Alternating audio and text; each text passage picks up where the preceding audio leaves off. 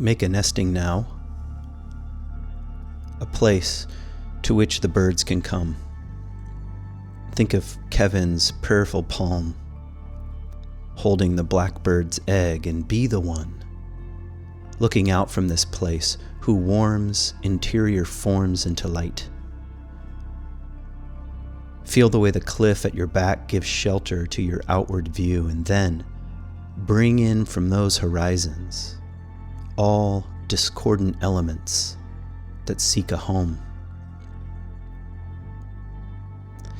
This is the opening passage of a poem by David Whyte called Coleman's Bed. And it's not a poem I really remember reading before until this summer, until we got back from Northern Ireland. And my wife asked me if I'd ever read this poem. And we were in Northern Ireland. This is a place where my dad was born, and where we still have family, and it's a wild place. The northern coast of Ireland is like there's a churning up of salt air and rain and sun and grasses and wind and unpredictable weather changes. And we were there for my oldest daughter's wedding. She had this idea of having a really small family adventure. And just the idea that we would be in this place that of my own sort of heritage, and a place I visited when I was a kid and growing up, and like I could never have planned that. Like I could not have planned my life, period, if I would have tried, really. It's as wild as the Irish Sea and the tides and the wind, and I was feeling really a major shift in my life that's a bit hard to even to put into words, and a shift in the way I'm relating to the world and to my own life. And it sounds kind of silly, but like in front of me is not the question of what I'm gonna do, like what am I gonna do next? And it's almost like it sounds sort of narcissistic, but the feeling is like, oh, this is not about me anymore. And maybe it never was in the ultimate sense. And my own kids and really the next generation is rising and my time is falling. It's like, I don't know, the sun has reached a certain point in the sky and it begins its descent. And I don't know, all this got me thinking about my own ancestors and their choices and the rising and falling of their lives and their hopes and concerns and their religious devotion or lack thereof. Who knows? What of their lives feeds my own? I guess that's a question of ancestors. And what unanswered questions am I carrying that I didn't even choose, that were handed to me in some kind of mysterious way? And what way of living or being, my own way of living or being, in what ways will it feed the next generation or my own kids or my grandkids, hopefully? And I don't know. It's kind of like sort of, in some ways it's an obvious realization, but like, oh, my life and the things that I've been up to and are compost, really, and or might potentially be so. And there was something about that word ancestor, which is at the end of this poem. You'll hear it because I'm going to read the whole thing. And that just kind of has been bothering me. And what is an ancestor? And I don't think it's just a mere matter of, being in a chain of DNA. That's a cold and rationalistic and materialistic and reductionistic scientific way of thinking of ancestors. And I think about it much more like a kind of ideal, a kind of archetype that we could live into or not. And anyway, that's the kind of stuff that's been messing with me. And how does one become an ancestor, if I could just put it sort of bluntly? And this poem is, I think, pointing toward that. So I want to read the whole thing. And in fact, I'm beginning something new here.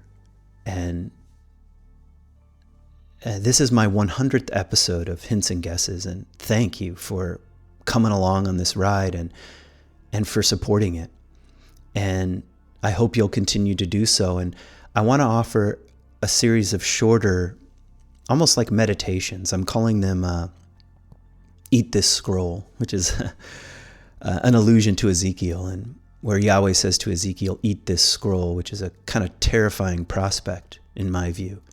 Consume these mysterious words and see what happens. And he does, Ezekiel does, and he says, and it tastes like honey.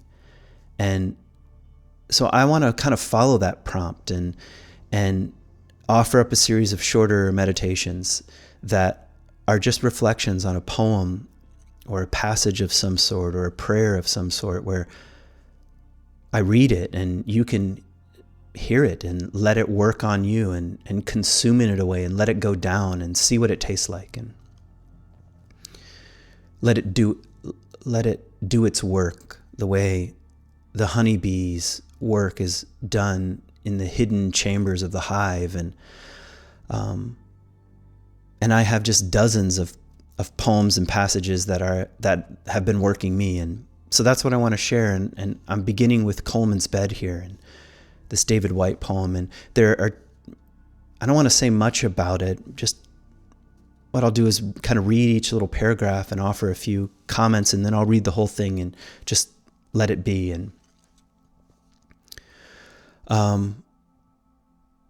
but I want to say, I was driving in Dublin, returning the car, and I passed a chapel, and it said like St. Kevin's Chapel. And I don't know, for some reason it made me laugh, like St. Kevin. I don't know. It's like I thought of The Office or something. And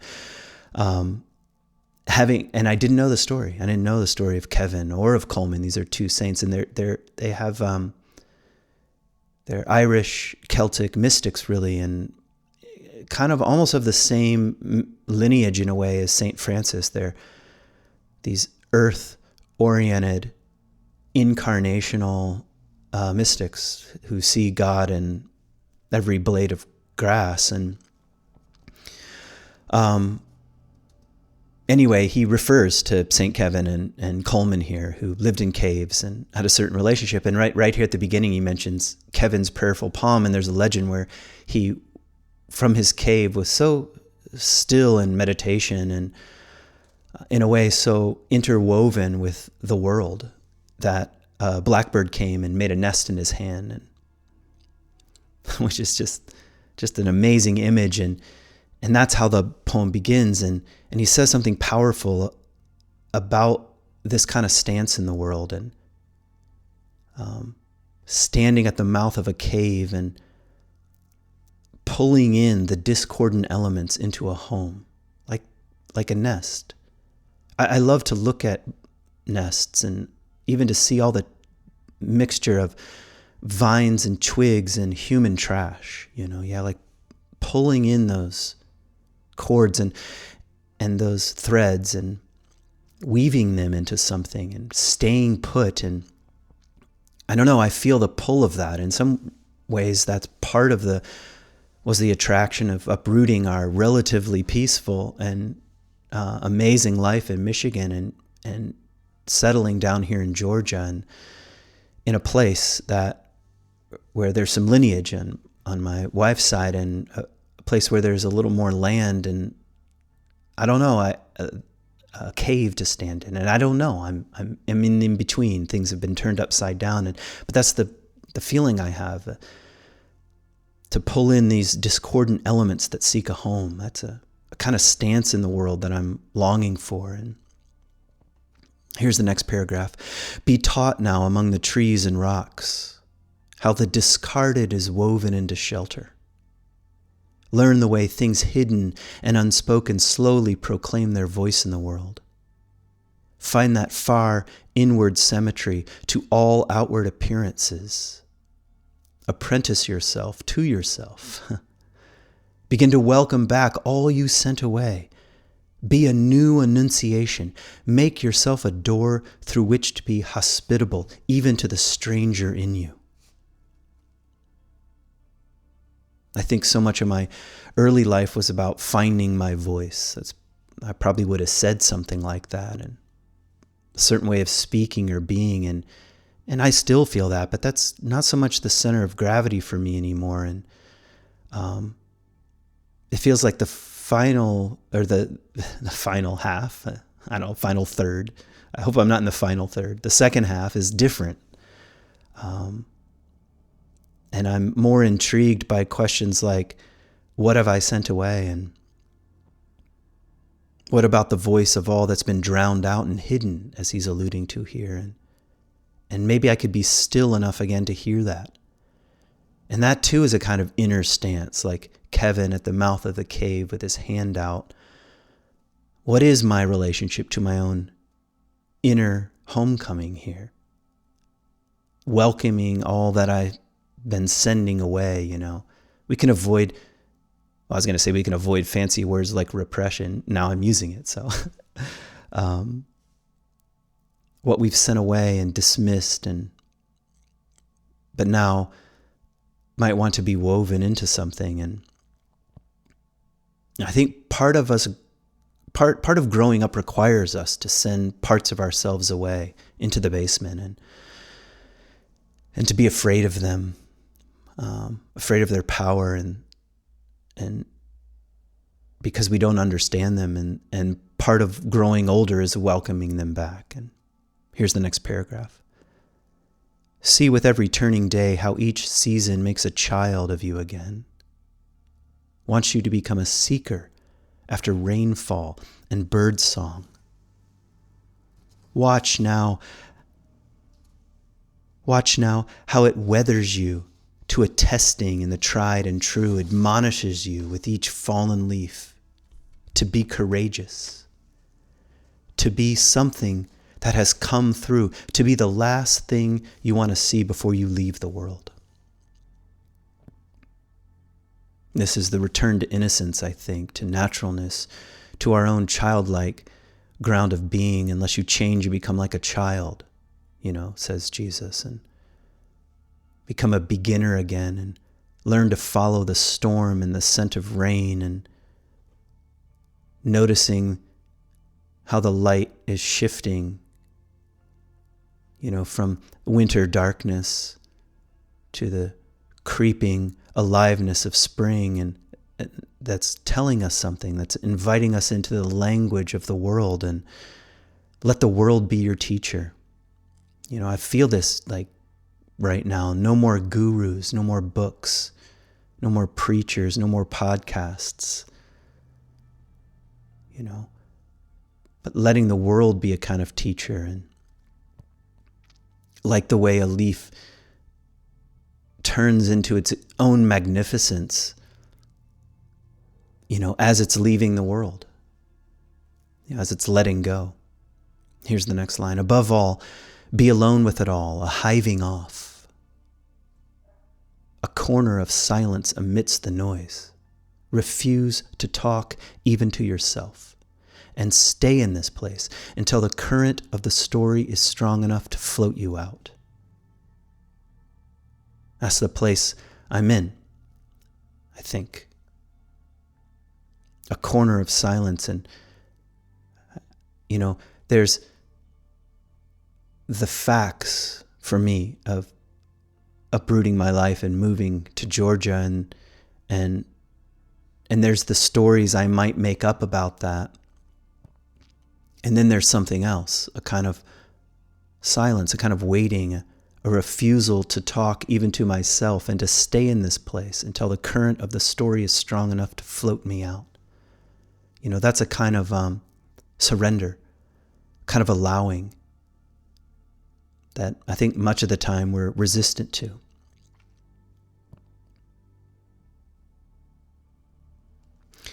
Here's the final paragraph. Ghost then to where others in this place have come before.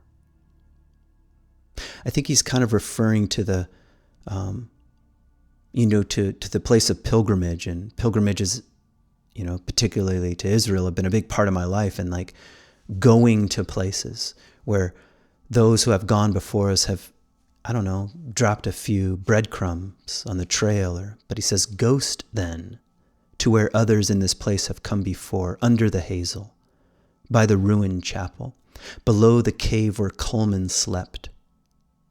Become the source that makes the river flow and the sea beyond. Live in this place as you were meant to, and then, surprised by your abilities, become the ancestor of it all. The quiet, robust, and blessed saint that your future happiness will always remember. I think that's the thing with pilgrimage. We go to places that shaped our ancestors or the saints and the mystics. We go to the places where they lived, or the places where our own ancestors lived, our parents and grandparents. We go there because we're curious about something, like what hidden source fed our ancestors? What inspired them to be who they were? We go to the cave of saints hoping that the same source, the same mystery might carry us toward a full life, toward a life worth remembering. I don't know if you ever read the interview between Abraham Heschel and a Catholic priest at Notre Dame. And anyway, Heschel is asked if he believed in an afterlife, and he said something amazing. He said, it's a better question to ask, am I living the kind of life that is worth remembering in the next one? That's an ancestor speaking here. Anyway, at a certain point, our wandering ceases, like it has to. And we're called to live in this place, as we're meant to live. Maybe this is as close to a definition of soul as I can get. To live and be as we were meant to live and be. To come home to our way of being, to weave in the discordant elements, and to come home to our way of being in the place we're called to inhabit for whatever reason. And then from that place, just relate to the world as it is. I don't know, in that sense, I think that's at least the compass pointing toward becoming an ancestor. I don't think that's about becoming a saint in the, cliche use of that word, or sainthood, or it's not based on being pious or righteous even, but on being fully ourselves and bringing home our fragments and making a nest, a place for all that is fragmented around us. Something like that. Here's the poem in its entirety. Make a nesting now, a place to which the birds can come. Think of Kevin's prayerful poem holding the blackbird's egg, and be the one looking out from this place who warms interior forms into light. Feel the way the cliff at your back gives shelter to your outward view, and then bring in from those horizons all discordant elements that seek a home. Be taught now, among the trees and rocks, how the discarded is woven into shelter. Learn the way things hidden and unspoken slowly proclaim their voice in the world. Find that far inward symmetry to all outward appearances. Apprentice yourself to yourself. Begin to welcome back all you sent away. Be a new annunciation. Make yourself a door through which to be hospitable even to the stranger in you. See with every turning day how each season makes a child of you again, wants you to become a seeker after rainfall and bird song. Watch now how it weathers you to a testing in the tried and true, admonishes you with each falling leaf to be courageous, to be something that has come through, to be the last thing you want to see before you leave the world. Above all, be alone with it all. hiving off, a corner of silence amidst the noise. Refuse to talk, even to yourself, and stay in this place until the current of the story is strong enough to float you out. Ghost, then, to where others in this place have come before, under the hazel by the ruined chapel, below the cave where Coleman slept. Become the source that makes the river flow, and then the sea beyond. Live in this place as you were meant to, and then, surprised by your abilities, become the ancestor of it all, the quiet, robust, and blessed saint that your future happiness will always remember.